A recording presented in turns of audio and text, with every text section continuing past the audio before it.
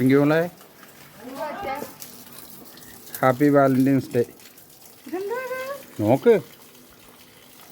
അയ്യോ നിന്റെ പൈപ്പ് നിർത്തട്ടെ.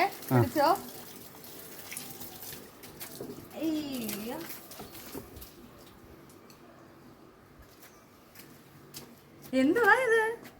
തുറന്നു നോക്ക്. Rajdhani gold and diamonds. എനിക്ക് എന്തായാലും ഈ പൂവ് ഇഷ്ടപ്പെട്ടു കേട്ടോ. നോക്കാം, നോക്കട്ടെ കൂട്ടുകാരെ എൻ്റെ അച്ചായി എനിക്ക് എന്താ തന്നേന്ന്. സൂപ്പർ. എന്താ മൂക്കുത്തി.